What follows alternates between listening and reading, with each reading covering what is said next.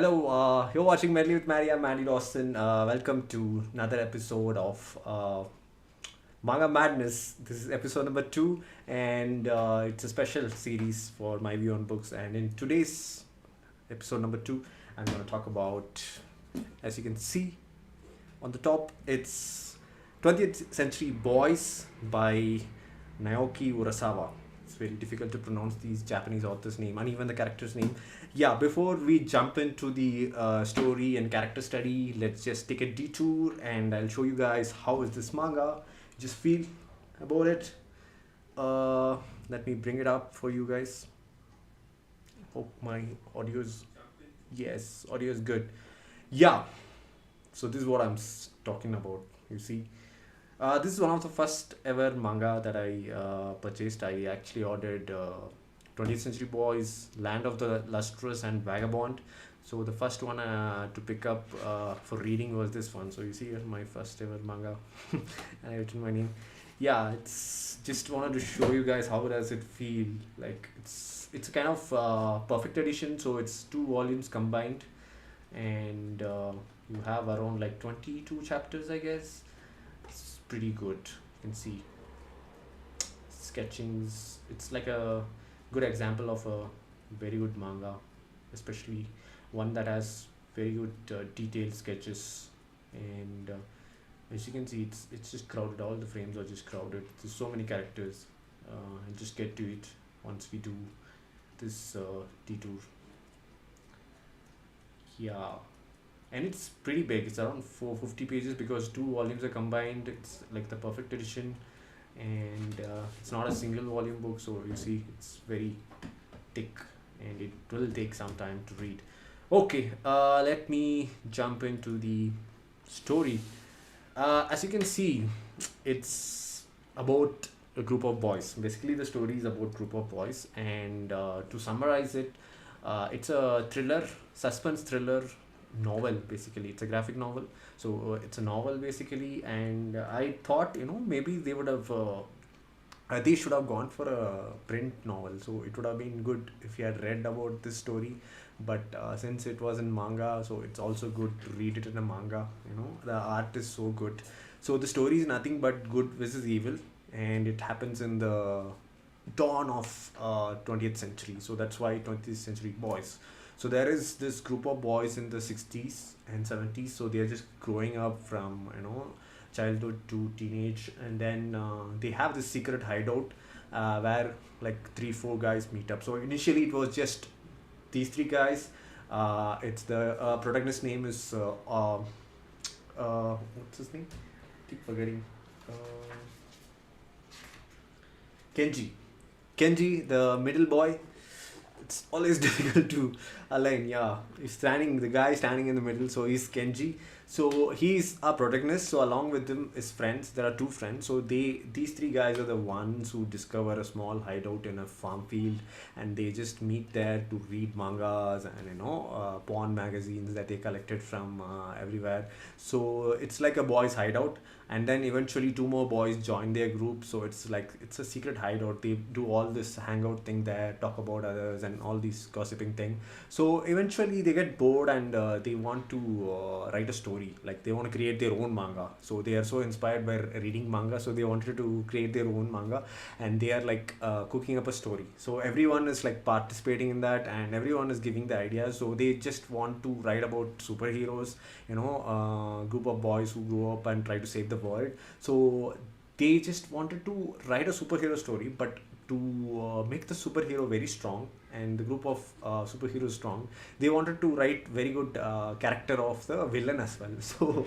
they actually do the groundwork for the villain, and how he should be, how he should plan world domination, how he should take care of using technology, build robots to destroy cities all around the world, capital cities of all the countries all around the world. So all these things, they develop the villain character so strongly, and we read it in a manga. That's like reading someone who's trying to develop a new story. So it was very fresh experience. So this is the whole story. These boys have a secret hideout, and they hang out there, and they try to make a manga. So they try to create a story where there is strong villain character, and the villain is trying to world domination of the world, and planning to destroy the world. So, and then these group of boys, they try to save the world. So that's the story they cooked up. And they come up with new symbols, symbol for this friendship. And they all of them are like in the age group of 7 to 12, I guess. So after this period of time, so the hideout goes kind of it gets destroyed eventually, because buildings and constructions come into picture, and the empty lands are occupied. So they completely forget about it. What happened during this age, they completely forget about it. So when the story starts, we see that Kenji is like a convenience store owner. So not owner, like maybe manager, because it's owned by a corporate now. It's his own place, but then he's working under the corporate. So he has this dream of becoming a musician, right? So he knows guitar, and he wants to become a musician, but that he tried that, but that didn't go well. So he sticks to the convenience store part. So along with him, his mom is also there, and then he has a sister. So sister is not there. So initially we see that he kind of keeps carrying the baby. If I want to try to show you guys. Yeah, so you can see the baby here in the protagonist. So he always carries this baby. Its baby name is Kanna. I'm not sure. It sounds like an Indian name. Maybe there is an Indian. So I've just read 2 volumes, so I'm not sure whether there's an Indian connection behind this baby's name. So the baby's name is Kanna. So he's actually she. It's a she girl. So the sister actually married someone, and she gave birth to a girl, and she gave the girl to his brothers, that is Kenji, our protagonist. And then she runs away, she vanishes, so nobody knows where she is and who's the father of the child. So Kana takes it as a responsibility, Kenji takes it as a responsibility to take care of Kana. So he keeps carrying the baby always. So even in volume 2, we see him always. And so where did the sister go, and who's the father of the child? So that is one mystery. And along with that, so we see in the society there is a religious cult going on. The religious cult name is called Friends. And it's pretty weird at first, but then as the story evolves, we see that a lot of people are joining. It's like a pyramid scheme group, right? So a lot of people join to the group, and they make others join. So eventually this group of young generation gets lured into this religious cult thing. And this is the symbol.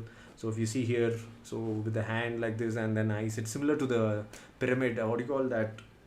Secret society. So the religious cult, what is this about, and who's the leader? So the leader, they call him as Friend. So that's why the group name is called Friend. So who is this leader? Nobody has seen the face of this leader, and it's very suspicious. And a lot of authorities and political personalities are also connected with the group. So nobody's actually inquiring or investigating it, but it's very disturbing to the society. So this religious cult is also growing. So this is another mystery. So as I was saying, the mystery of the sister disappearance, Kenji's sister, and then who's the father of the baby, Kanna, which our protagonist carries, and then the mystery of the religious cult, and then this backstory of group of boys, developing a story and then completely forgetting about it in their childhood. So all these are connected. So as far as I know, I've read like 4 volumes, which is basically 2 books, and it's all about trying to connect these mysteries. So I found it really interesting to read, and there are a lot of characters you can see. Yeah, so these are pretty. Let me bring the cover below. Yeah, so as you can see, there are so many characters, and I would say they have not been developed completely. So the prominent characters are Kenji and his friends, and then basically his childhood friends. Apart from that, there is mom and the disappeared sister, and there is one friend who's missing. So initially the story kickstarts because one of the friends has committed suicide. So he's working as a professor. So in childhood, his nickname was Donkey. So the person has committed suicide, and he has written a letter to Kenji, and it Kenji receives the letter. So that's where this whole story starts. Like, what's happening? Like, what is this religious cult? Where is my sister? And why he committed suicide? Why my friend committed suicide? And he doesn't remember the stuff they did when they hanged out in the childhood. So it's very, as you see, it kind of volume by volume or chapter by chapter, certain plots are revealed, but then the mystery is like kind of concealed through the entire two volumes. So I still now I have not figured out. I mean, even after volume two, we have not figured out who is this charismatic leader of Friends religious cult. So this is the whole story. So it's about a group of boys who who had hanged out during their childhood, and they did something. They developed a story, but they completely forgot about it. But then they suspect, especially Kenji suspects, that one of his own friends who hanged out with him has taken it very seriously, and he might be the person who's running this religious cult called Friends, and he's trying to take over the world and destroy all the cities, and he might be using some technology, and he's like putting all the government authorities in his pocket and trying to control the government as well. So by volume 2, it's like a dystopian world where the government, most of the government official are under Friends group, and the Friends group is like indirectly controlling the Japanese government. So it's like Kenji is wanted. By volume 2 ending, Kenji is wanted. So yeah, it goes on, as you see, it goes on very smooth, and there is suspense always. So yeah, nothing, I mean, not everything is revealed. Certain plots get revealed chapter by chapter, but the main plot, like who is this leader, so I think they'll be revealing it maybe fifth or sixth volume. So a lot of mysteries to be unraveled, and it has the hook. So every volume ending has the hook to make you read the next volume. And but it's not like a action story, right? So like Dragon Ball or what do you say, Fairy Tail or any other action manga, and it's not a shonen jump. So it's similar to Death Note. So it's entirely story and characters oriented, and we have a lot of characters, and but I felt that certain characters were not developed. Kenji, obviously we see the side of Kenji. So entire volume 1 is about Kenji. So that's why the face cover is kind of Kenji. So this is our protagonist, Kenji. So we learned that he wants to become a musician. So the narrative is also, if you see, it switches between present and past. And they show the timeline also. Like I'll show you 1970, 96 when they mention the year. So it's not very confusing for you to follow the timelines. So what happened when and how it connects. So very good. They have used the storytelling techniques, switching between the past and present, and then foreshadowing things. So all the storytelling technique is there. But overall, reading both volume 1 and volume 2, I felt there is some magic which was missing. So if you see Fairy Tail, I read 1, and then Noragami, I read volume 1. So it made me continue the series. So every volume, like I'm into 6th volume now, so it makes me keep continuing. Like I wanted to pick it up. If I finish volumes 5, I want to pick up the next volume immediately. I don't want to give any gap. But especially in this case, the story, everything is good. Story, sketching, which I will show you, and then the characters. Maybe the reason I kind of miss that magic is maybe the characters are not developed in depth. So we are not, as a reader, I am not able to connect with the characters. So I see Kenji as a third person, not, I'm not into his world, and I'm not like trying to, I know something is gonna happen. It's pretty cliched also, maybe, I don't know, the story is kind of good versus evil, and it's that relation between the characters that you read or see, and then you is missing. That's what I'm missing, I guess. Maybe they should have developed more characters. Maybe there are too many characters to concentrate on. So yeah, that's why they would have gone for volume by volume. So volume 2 actually concentrates on one of friends of Kenji, Ocho. So he's in volume 1 we see that he could be the leader of you kind of suspect this guy to be the leader of Friends religious cult. But in volume 2 we see that no, he is also another person. He's not in the evil side, he's in the good side. And by volume 2 ending, as I said, it becomes a dystopian world. The Friends group run the entire government of Japan, and Kenji is wanted, and they both meet each other. So, and they try to fight along with each other against this evil group. So that is it. It's an interesting story. You can read it, and but I'm saying like it's gonna be a pretty tough read, especially since there are so many characters.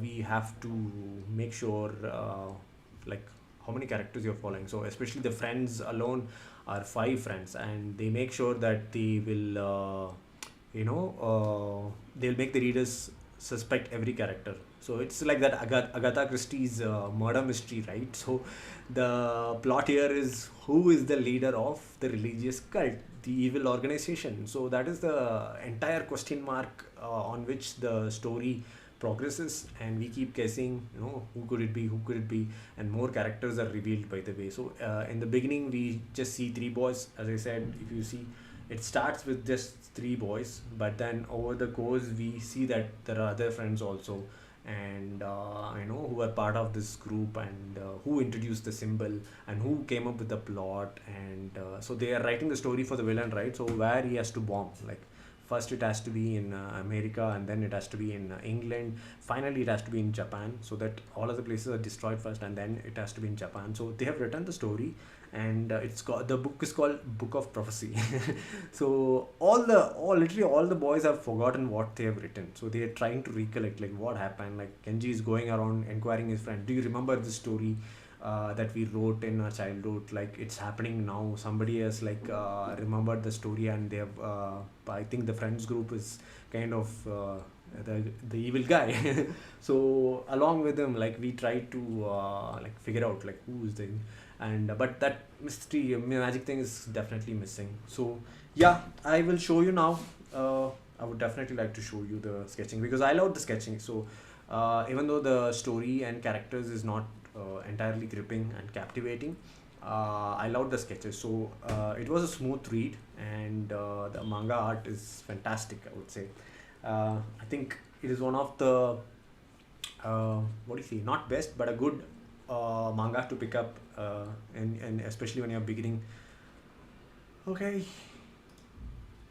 cool. This is volume 1, and yeah, let me show it. I would say, so if you see, it starts with 1973. So this is the timeline. It starts, it shows a group of friends, what's happening, somebody's been kidnapped, but immediately it switches to 21st century, and then they say that world was attacked by some evil organization, but we were saved by 20th century boys. So they make an entry, but then immediately we kind of switch to the present. So this is the present, 1997, where most of the story happens, and you see somebody sees this evil robot in a nightmare, and this is Kana, our protagonist niece, sister's kid. So he takes care. So you see he kind of carries the baby always. This is the mother. This is the protagonist. Yeah, you see, and he's like working in a convenience store, and entire plot is kind of mysterious. So straight away they say that somebody is missing in the neighborhood, do you know? And he sees this symbol, it kind of sparks something, but he doesn't remember what exactly it means. He just kind of gives a glance like, okay, I might have seen this somewhere, but he doesn't know entire history behind it, because he and his friends in his childhood developed that symbol. So this is, again, immediately they switch to the childhood. If you see, from this frame it goes back to 1960. See, when he sees the symbol, there's a switch in timeline, 1969, and we see the boys are sitting in the hideout. So it's pretty clear. So the first chapter sets the tone. So it's going to be about these boys and something. So this is the friends group where a lot of people have gathered. So it's very early in the beginning. Like they are a very small group now. And then there's this mysterious disease like bioweapon. So they have talked about bioweapon here as well, like COVID-19. COVID-19, I'm not sure whether it's bioweapon, but this is definitely a bioweapon in the story. They kind of make people die by hemorrhage, because blood kind of dries up, and they end up dying in like 2 minutes, and it's from the evil's group. So yeah, it kind of moves on like this, and as I was saying, this is the professor who committed suicide. So his name is Donkey when he was in childhood, and this is the inciting incident. So his death by suicide kind of makes everyone doubt he's not such a character. And then they want to inquire, especially Kenji want to inquire more about it, and he discovers a lot of information, and he remembers this childhood incident. So, and he kind of sees the familiarity between his story that was developed in his childhood along with others and what's happening in the present. So it's alarming him. So this is the professor, and you see they call him Donkey, and he always wears a very dirty towel on his shoulders. So it kind of goes in this way. So the entire volume one is like trying to figure out what's happening. Kenji is like so confused. Why did he friend commit suicide? What's going on? Who's this friends group? And a lot of things happen, and a lot of characters. So most of the characters are not developed. I think that's the main problem. So we just see from Kenji's perspective, and then kind of switch now and then between the evil groups, what's happening there, and other characters' perspective. So it's not entirely developed, all the characters. So that is one thing. I couldn't stick to the characters, so it was like so many characters to follow up, and it was. But the art, as you see, it's really fantastic. So in volume one, you kind of suspect one of the friends is going to be the leader. You know, you're not shown who's the leader. So you see, they actually reveal like how he died. The professor did not commit suicide. So that's the plot. So everyone thinks it's a suicide, but it's not suicide. So it kind of ends on a hook. So now that people are dying with this mysterious disease, so it has become like an investigation, and he also wants to find out what's happening. And then volume 2, we have a different person on the cover because it's mostly about this character. It's friend of Kenji, Ocho, and in volume 2 they have given a list of character, if you see. So since we know the story already, they have listed down every character. Kenji, Yukiji is another friend who stood for Kenji, Ocho, Maruos. These are like interesting characters. He always eats and he's very lazy. And then this is Yoshitsune, a very shy person. And this is the sister who went vanished in the first volume. We have not yet seen. Even in volume 2 we do not see her. And this is Kana, her kid, and being taken care by Kenji. Chio, mother. Professor Shishina is like a robotist, and this is like a beggar basically. He kind of is that old character, always there will be a character who kind of foreshadows or tells something that's going to happen later in the plot. So he's that kind of character, and this guy is from the evil organization friends group. So yes, the friend character is not yet revealed. Even in volume 2 we are left to guess, and we kind of guess Ocho, but then this volume will explain us why Ocho is not the leader of friends group, because he basically has deserted Japan and he's living in Thailand. So the story continues here. Kenji tries to figure out what's happening in this friends group, and he kind of gets into a mess with the government, and he becomes wanted, because everyone feels that he's like a person who's against the government. And then we kind of switch to Thailand, I guess, because that's where Ocho is there, and he has a different name. And yeah, this is Ocho in childhood. So he's the one who came up with the symbol. So if you see, yeah, from here, almost from the mid book, you kind of switch to Thailand. So here, everyone, it's a different. This is the book of prophecy. So finally, he gets the hang of it, where they have written down everything, the entire story that they developed in their childhood. And Ocho. From here, it's Ocho. So some chapters have the initial 2-3 pages colored. So this is Ocho. So Ocho has a different hairstyle. You see, it's almost like my hairstyle last year. And yeah, so he's living in a different part of the world, Thailand, and he has his own story. And see, they again go back to the flashback to let us know like what was his relation with the Kenji, how close he was.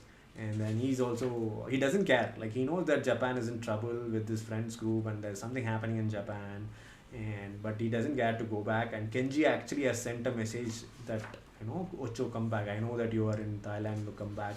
And there's some action scenes here, not entirely action, but taking out the drugstore kind of stuff. But yeah, eventually at the end, Ocho and Kenji reunite. So two friends who know about the dangers of this evil group. So both of them have remembered this childhood story. So now they both have teamed up and they try to take out.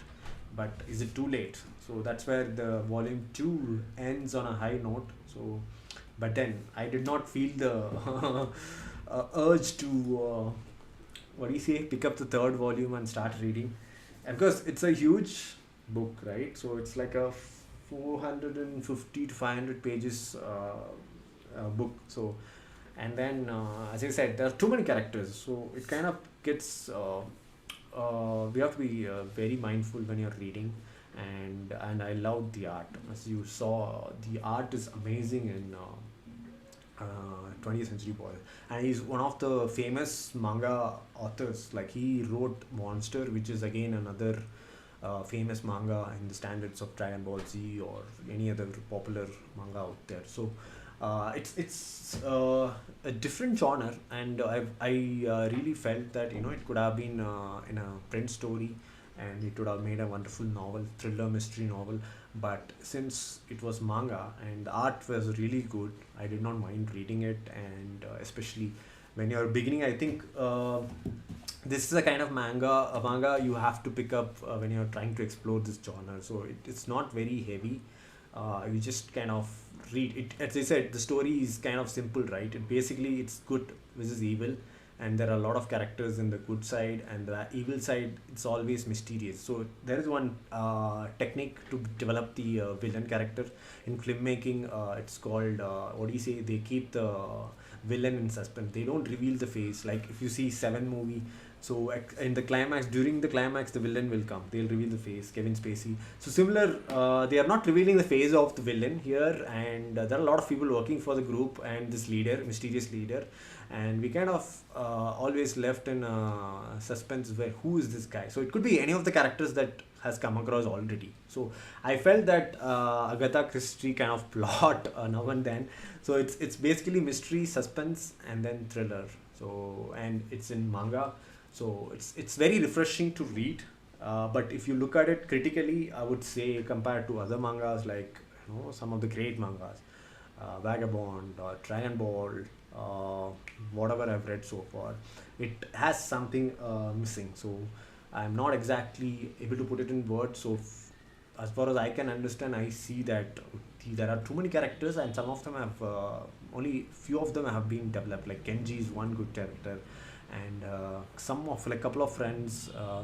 Maybe they kept it intentionally, so that the readers will doubt the characters that have been not developed. He could be the leader, he could be the villain. So not sure exactly, but yeah, overall I would say it's a very good manga. I think it's still running.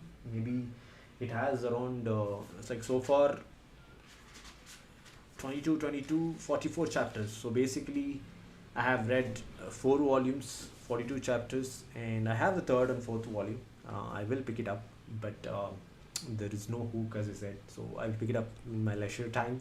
And yeah, that is about Naoki Urasawa's 20th Century Boys. Do check it out. I think it should be available online. I was checking some website, it's available in online. So, and if you're a fan of manga, do read it. And let me show you some. Yeah, I think it's pretty much the characters in this manga. A lot of characters. You see, this is the protagonist, and this is the beggar, and lot of characters. These are our friends basically. This guy's death is what kickstarts the story, and mysterious. So initially in the good side there are a lot of characters. Slowly one by one we see the characters in the evil side, like bomb blast in airport, and then citizens are dying of mysterious diseases. There are a couple of police cops investigating. So many characters, so lot of characters to make the story very interesting. But I think that is also one downfall it has caused. Cool. I hope you enjoyed this episode, Manga Madness episode number 2, and this is the first ever manga that I read, so it's always special to me. So do check it out, and yeah, I'll meet you in another live stream with a different manga. Until then, you're watching Medley with Maddie. I'm Maddie Dawson. Bye bye.